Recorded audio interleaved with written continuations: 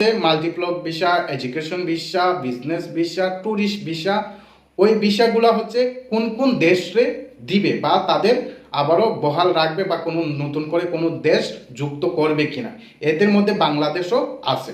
তো ক্ষেত্রে কলিং এর ইস্যুটা এখানেও আসবে। আসসালামু আলাইকুম সময় ভিউয়ার্স, যে যেখান থেকে আমার এই ভিডিওটি দেখছেন, আশা করছি সবাই ভালো আছেন। আজকে আমি আপনাদের দুইটা আপডেট একই সাথে দিব একই ভিডিওতে। প্রথম হচ্ছে কি আপনার কলিং ইস্যু নিয়ে, যারা আটকে আছেন তারা কি আসতে পারবেন কিনা বা তাদের কি হবে, বৈঠক হওয়ার কথা ছিল তাদের জন্য কি হলো। দ্বিতীয়ত হচ্ছে এখানে আরটিকে 3.0 নিয়েও কিন্তু এইখানে কথা বলবো, এই আপডেটগুলো দেওয়ার চেষ্টা করব যে আজকে 30 তারিখে কি বৈঠক হলো বা হলোই কি না। মূলত এখানে বৈঠক হওয়ার কথা ছিল, কিন্তু আমরা প্রত্যেকেই বলছি 30 তারিখে একটা বৈঠক হওয়ার সম্ভাবনা আছে। তো এই বৈঠক হয়েছে না আজও হয় নাই নাকি হবে সামনে, এ বিষয় নিয়ে কিন্তু বিস্তারিত আলোচনা করব। তো আমি হচ্ছে ভিডিও 1 জুলাই আপলোড করতেছি, কারণ 30 জুন আমি সবখানে যাচাই বাছাই করে দেখছি, সব জায়গায় কিন্তু তথ্য নিচ্ছি, যার কারণে হচ্ছে আমি ভিডিও কালকে আপলোড করিনি। আর হচ্ছে আমি মূলত রাত্রে ভিডিও শ্যুট করে থাকি, যার কারণে আমি আর একটু সময় পাইছি ভিডিও শ্যুট করার জন্য। তো এই ক্ষেত্রে হচ্ছে আমি যদি প্রথমত আসি কলিং বিষয় নিয়ে, যারা কলিংয়ে আটকে আছেন প্রায় 20,000 কর্মী, তাদের জন্য কি মালয়েশিয়াতে বৈঠক হচ্ছে কিনা। আসলে তাদের জন্য মালয়েশিয়াতে কোনো বৈঠকই হয়নি, সামনে যে হবে এরকম কিন্তু কোনো আশ্বাস নাই। যদিও সবাই বলছে যে 30 তারিখ হবে, আমিও কিন্তু বলছিলাম যে ইনশাল্লাহ 30 তারিখে বৈঠক হবে। তো তখন এখানে কিন্তু আমরা সবখানি জানছিলাম যে 30 তারিখে অবশ্যই একটা বৈঠক হবে আরটিকে অথবা আপনার কলিং ইস্যু নিয়ে। তো এখানে যে বিষয়টা আছে কলিং এর বিষয়, এখানে তারা কোনো কথাই বলে নাই কলিং বিষয় নিয়ে, ওই রকম কোনো বৈঠকই কিন্তু হয় নাই মালয়েশিয়াতে। যে বিষয়টা জানা যাচ্ছে যে আরটিকে নিয়ে যে গুঞ্জনটা উঠছে এটার মধ্যে সত্যতা আছে, এটা আমি পরে আসতেছি। তো এখন আসেন, যেহেতু মালয়েশিয়াতে কোনো গবেষণা হয় নাই, তাহলে বাংলাদেশে কি হয়েছে এই বিষয়টা নিয়ে কোনো গবেষণা, বা বাংলাদেশের হাইকোর্টে যে তদন্ত তদন্ত টিমটা আপনার রিপোর্ট জমা দেওয়ার কথা ছিল 30 তারিখে, এটা কিন্তু 100% যে আজকে তাদের রিপোর্টগুলো জমা দেওয়ার কথা ছিল বাংলাদেশ হাই কমিশনে। তারা কতদূর ইনকোয়ারি করতে পেরেছে, কারা কারা এর সাথে জড়িত, মালয়েশিয়াতে তারা কি আদৌ লোক পাঠাইতে পারবে নাকি টোটালি অফ করে দিবে। তো এ বিষয়ে যদি আমি বলি, বাংলাদেশের পক্ষ থেকে হাইকোর্টের পক্ষ থেকে হাইকোর্ট সাফ সাফ জানিয়েছে যে তারা হচ্ছে অন্য বিষয় নিয়ে বিজি আছে, যেটা বেনজির সাহেবের এ নিয়ে মামলা নিয়ে অনেকটাই কিন্তু তোলপাড় দেশ।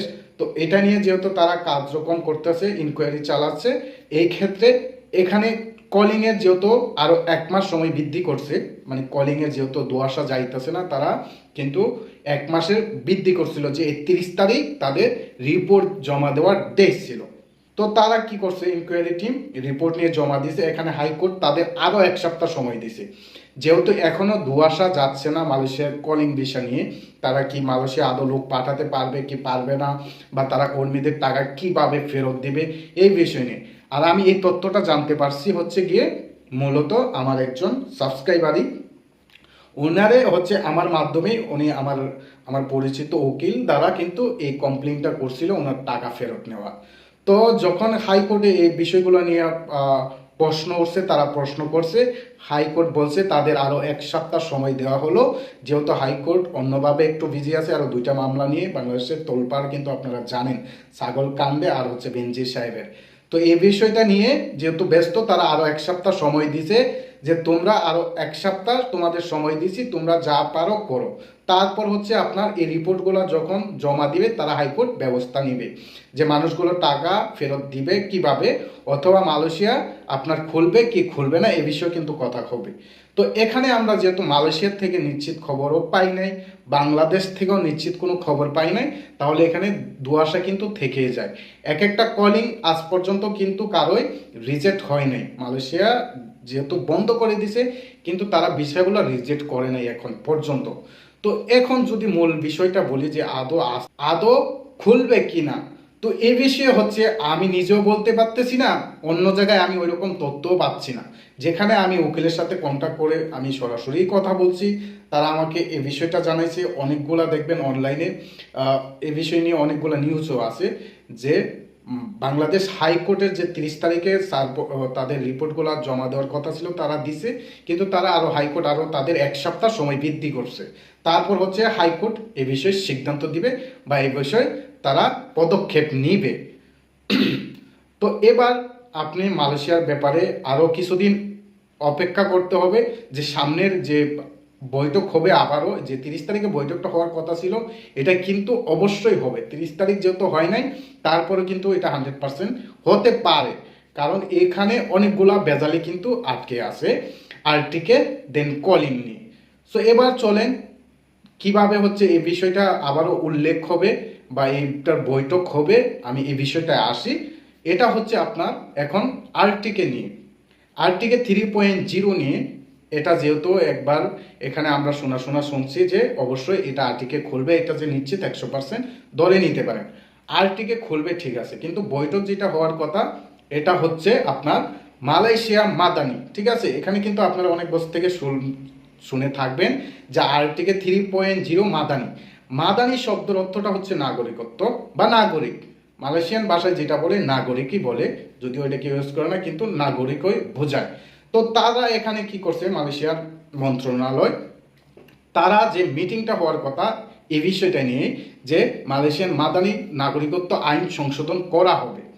অনেকগুলা বিষয় আছে এর মধ্যে, আমি ওই বিষয়গুলো যাব না, তাদের আমরা যেহেতু ফরেনার আমাদের প্রসঙ্গে কথা বলবো। তো এখানে এই মিটিংয়ে হচ্ছে গিয়ে ফরেনারদের কোন কোন দেশ হচ্ছে তারা ভিসা প্রোভাইড করবে আবারও, মানে হচ্ছে multiple visa, education visa, business visa, tourist visa, ওই ভিসাগুলো হচ্ছে কোন কোন দেশে দিবে বা তাদের আবারও বহাল রাখবে বা কোনো নতুন করে কোনো দেশ যুক্ত করবে কিনা। এদের মধ্যে বাংলাদেশও আছে।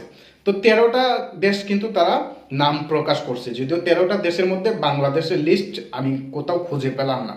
তো এই ক্ষেত্রে কলিং এর ইস্যুটা এখানেও আসবে, যেহেতু বাংলাদেশের কোনো নাম নাই।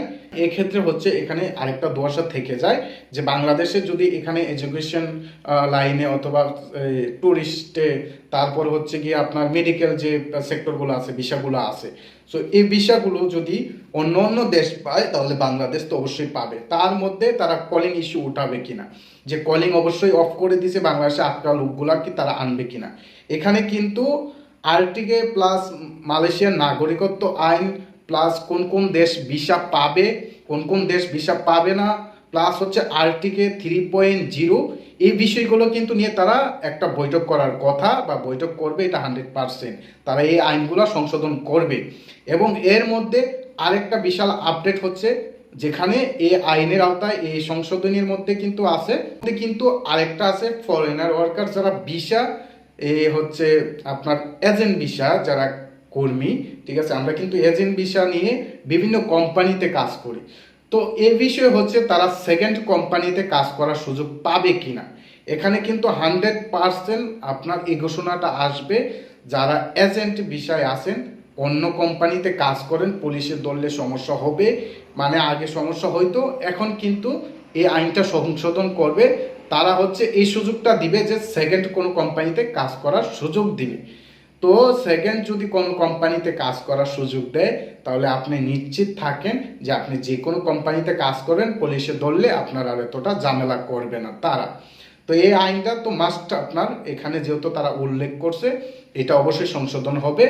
আর হচ্ছে আরটিকে এটা 100% ধরে নিতে পারেন যে তারা এটা অবশ্যই আবার ওপেন করবে, কারণ এখানে মালয়েশিয়াতে বহু বহু কোম্পানি হচ্ছে তারা আবেদন করে রাখছে যে তাদের আবারও শ্রমিকদের যেন আপনার আরটিকে টু যেটা ছিল এটা যেন আবারও সুযোগ দেয়, আপডেট মানে আবারও সময়সীমা বাড়ায়, অথবা তারা আরটিকে 3 যেন সুযোগ দেয়।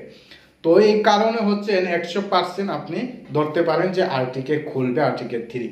তবে এটা ঠিক, আপনি আরটিকে 3 খোলার আগ পর্যন্ত কোনো এজেন্ট বা কোনো এজেন্সির কাছে পাসপোর্ট জমা দিবেন না, এক্ষেত্রে আপনি ক্ষতিগ্রস্ত হতে পারেন। অবশ্যই আপনার সাবধান থাকতে হবে। যখন মালয়েশিয়ার সরকার মন্ত্রীরা নিজের মুখ দিয়ে ঘোষণা দিবে তখন কিন্তু সবাই শুনতে পাবেন। তখন মালয়েশিয়ার যে চ্যানেলগুলো আছে তারা হচ্ছে গিয়ে রিপোর্ট করবে, তারা তাদের নিউজ প্রকাশ করবে। তারপর হচ্ছে যে স্টার স্টার এই এই পত্রিকাগুলো যখন নিউজ করবে তখন আপনি কনফার্ম হয়ে বাংলাদেশও দেখবেন, বাংলাদেশে বড় বড় প্রত্যেকটা চ্যানেল কিন্তু নিউজ করবে এই বিষয় নিয়ে। তখন হচ্ছে আপনি যাচাই বাছাই করে আপনি আপনার ফাইলটা জমা দিবেন বা আপনার বইটা জমা দিবেন। তার আগে কোনোভাবে লেনদেন তো দূরের কথা, আপনার ফাইলটাও হাতছাড়া করবেন না। এরপরে কিন্তু বিপদে পড়তে পারেন যদি আপনার ফাইলটা ছাড়েন, কারণ একটা পাসপোর্ট বানাইতে কমসে কম যদি আপনি কি যেন ই পাসপোর্ট করেন, এই ক্ষেত্রেও 1.5 মাসের প্রয়োজন। যদি আপনার আগের পাসপোর্ট হয় তাও ই পাসপোর্টই, তারপর একটা কিন্তু ঝামেলা আছে 2 মাসের। তো আপনি এই ক্ষেত্রে অবশ্যই সতর্ক থাকবেন। এর আগে কখনোই সরাসরি ঘোষণা আসার আগে কখনোই আপনি কোনো পাসপোর্ট কোনো এজেন্ট অথবা এজেন্সি অথবা কোনো কোম্পানিরে দিবেন না। আর হচ্ছে কি এখানে আপনি 100% নিশ্চিত থাকতে পারেন যে অবশ্যই এটা খুলবে। আর কলিংয়ে যারা আটকে আছেন তাদের জন্য হয়তো সুখবর না আসলেও আপনাদের টাকাগুলো ওঠানোর জন্য কিন্তু হাইকোর্ট সম্পূর্ণ দায়িত্ব নিতে পারে। কারণ হাইকোর্ট যদি দায়িত্ব নিয়ে নেয়, আপনি হাইকোর্টে যে কমপ্লেন করলে একটা উকিল ধরে রিপোর্ট করলেই কিন্তু আপনার টাকাটা সহজে ব্যাক পাবেন।